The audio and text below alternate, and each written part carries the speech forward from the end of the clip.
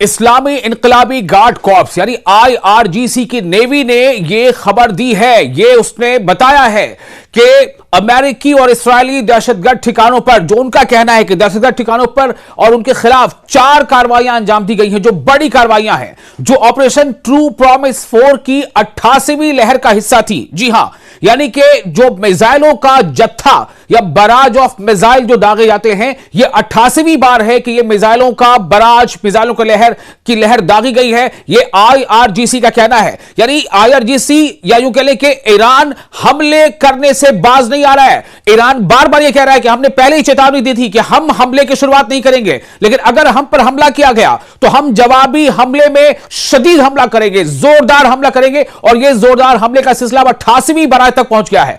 IRGC यानी Islamic revolutionary guard corps के public relation जो शोबा है, उसने ऐलान किया है कि नौसेना बलों ने यानी नेवी ने दुश्मन के ठिकानों पर भारी हमले किए हैं।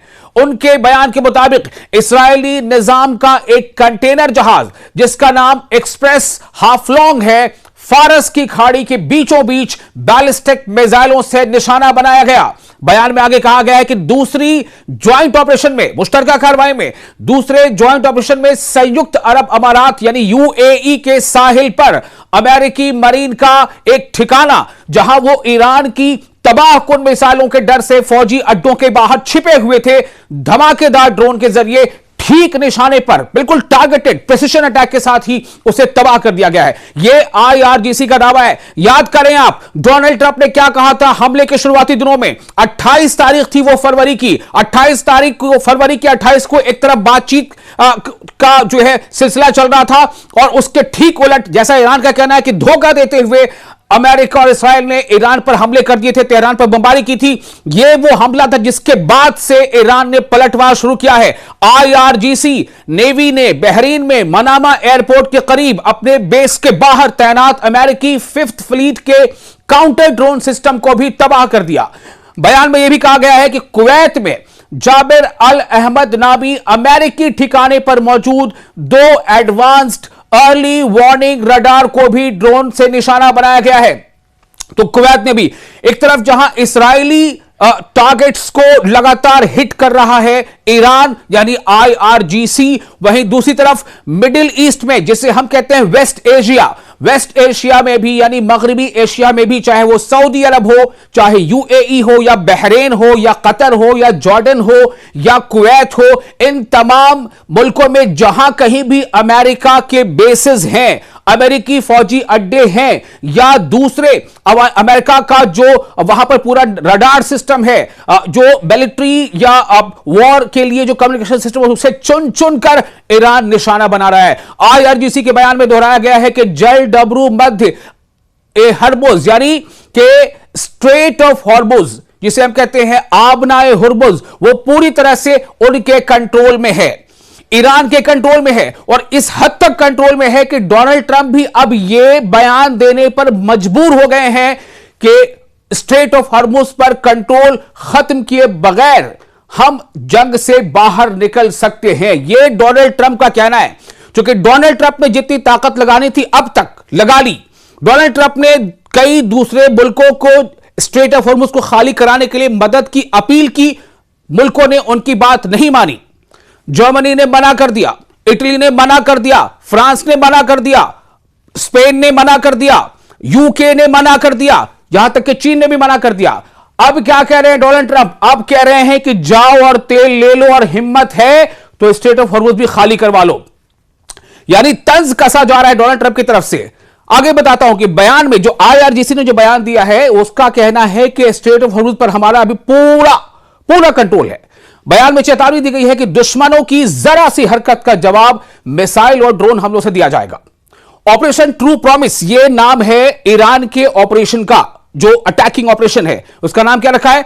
ऑपरेशन ट्रू प्रॉमिस 4 यानी वादे सादिक, मुहिम वादे सादिक 4। तो इसकी 88वीं लहर यानी 88th barrage of launch missile launched and drone launched 28 फरवरी को अमेरिका और इस्राएल की तरफ से ईरान के खिलाफ शुरू की गई जंग के बाद से ईरान की तकरीबन रोजाना की जवाबी कार्रवाइयों की एक कड़ी है। तब से ईरान की मुसल्लह अफवाज पश्चिमी एशिया में यानी मगरबी एशिया में, वेस्टर्न एशिया में अमेरिकी फौजी अड्डों और कब्जे वाले इलाकों में इस्राएली ठिकानों को मिसाइल और ड्रोन हमलों की लहरों से लगातार निशाना बनाती आ रही है। बेशक ईरान पर भी हमले हो रहे हैं, बेशक ईरान का भी नुकसान हो रहा है, लेकिन यह जंग है, जंग में तो नुकसान होगा ही। लेकिन आपको यह बता दें कि ईरान घुटने नहीं टेक रहा, जैसा कि डोनाल्ड ट्रंप का दावा था कि 1 हफ्ते काफी होंगे। आप देखें 1 महीने से ज्यादा हो गया है और अभी भी Donald Trump state of Hormuz खाली नहीं करा पाए हैं। ये सिर्फ इस तरह की बातें चल रही हैं कि अमेरिका जो है अपनी ग्राउंड इन्वेजन शुरू कर सकता है, वो अपनी मरीन भेज रहा है, वो अब 3000 और जो फौजियों की टुकड़ी भेज रहा है। ईरान का क्या कहना है? Come let us to the hell, यानी अगर आप आते हो तो आओ, आपका इस्तकबाल है, आपका वेलकम है, और आओ आपके लिए हम इस जगह को जहन्नुम बना देंगे, आपको हम शार्क मछलियों का निवाला बना देंगे, आप चल कर आओगे लेकिन आप चलकर वापस नहीं लौट पाओगे। ये इस तरह की बातें कही जा रही हैं IRGC के और ईरान के फौजी जो कमांडर्स हैं उनके जरिए से। IRGC ने इन कार्रवाइयों को अंतरराष्ट्रीय कानून के तहत जायज खुद दिफाई करार दिया है। कौन सी कार्रवाई? स्टेट ऑफ हॉर्मुज़ पर कंट्रोल करना। हाल के दिनों में ईरानी हमलों की पैमाइश और सटीकता में इजाफा हुआ है, यानी ईरानी जो हमले हो रहे हैं वो बिल्कुल प्रिसाइज और टारगेटेड है। आपको एक बात और बता दें, सोमवार को IRGC ने ऑपरेशन ट्रू प्रॉमिस 4 की 87वीं लहर अंजाम दी थी, यानी इससे पहले वाला जो बराज था, जो हमला था, जिसमें पूरे इलाके में अमेरिकी कमांड सेंटर्स और फौजी ठिकानों को निशाना बनाया गया था। यह कार्रवाई रियल एडमिरल अली रजा तंगसीरी की याद में की गई, जो ईरान के साहिली दिफाई इंतजामात को मजबूत करते हुए शहीद हो गए थे। इस ऑपरेशन में UAE के अल मिनहाद एयर बेस के करीब एक अमेरिकी कमांड एंड कंट्रोल सेंटर को पूरी तरह से तबाह किया गया, जहां 200 से ज्यादा अमेरिकी कमांडर और अफसर मौजूद थे। साथ ही बहरीन में अमेरिकी 5th फ्लीट के कमांडरों के ठिकाने को भी निशाना बनाया गया। IRGC ने अपने निशानों का दायरा बढ़ाते हुए अमेरिकी फौजी सप्लाई चेन से जुड़े इक्तिसादी ढांचे को भी, यानी जो इकोनॉमिकल एस्पेक्ट है, जहां से जो है इकोनॉमी मजबूत होती है, उस ढांचे को भी शामिल किया है। 28 मार्च को एक हमाहंग मिसाइल और ड्रोन कार्रवाई में ईरान ने UAE में एमिरेट्स एल्यूमिनियम यानी EMAL, जिसे शॉर्ट में एमाल कहा जाता है, एमिरेट्स एल्यूमिनियम प्लांट, जो दुनिया की सबसे लंबी एल्यूमिनियम प्रोडक्शन लाइन है, और बहरीन के एल्यूमिनियम बहरीन, जिसे शॉर्ट में ALBA एल्बा कहा जाता है, यानी एल्यूमिनियम बहरीन, इस प्लांट को निशाना बनाया। यह कब हुआ? जब इसराइल और अमेरिका के हमले में ईरान के स्टील प्लांट को निशाना बनाया गया, तो उसका तुर्की बदुर के जवाब देते हुए टिट फॉर टैट दो एल्युमिनियम के प्लांट्स को निशाना बनाया गया, जो या तो अमेरिकी अलाइज के मुल्कों में थे और या फिर उसमें अमेरिका का बहुत बड़ा शेयर था। इसीलिए निशाना बनाया ईरान ने उसे दो एल्युमिनियम प्लांट्स को। अब आपको ये बता दें कि ये दोनों अमेरिकी सरमायाकारी से चलता था। इसके लिए इन्वेस्टमेंट किसने की थी? अमेरिका ने।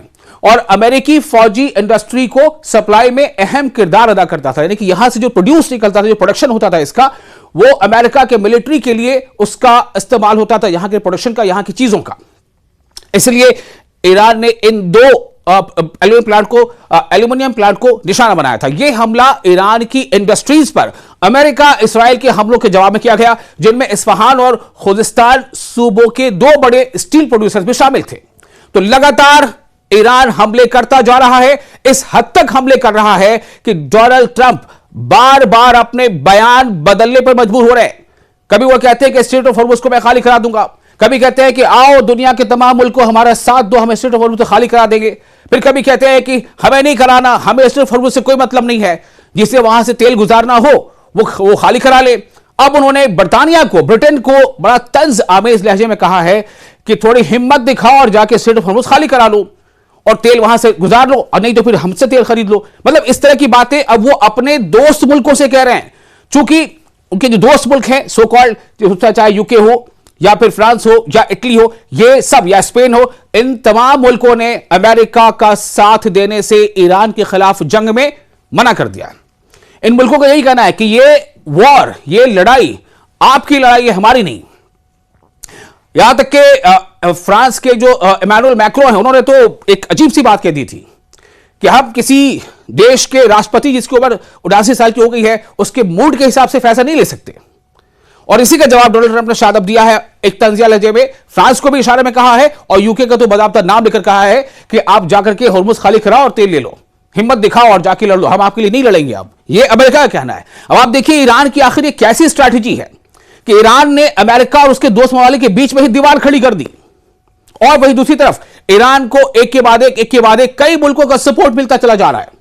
या तो कुछ मुल्क ईरान के सपोर्ट में अपनी आवाज बुलंद कर रहे हैं, या फिर कुछ मुल्क ईरान का सपोर्ट का भले ही वो ऐलान नहीं कर रहे हो लेकिन वो अमेरिका का भी साथ नहीं दे रहे हैं।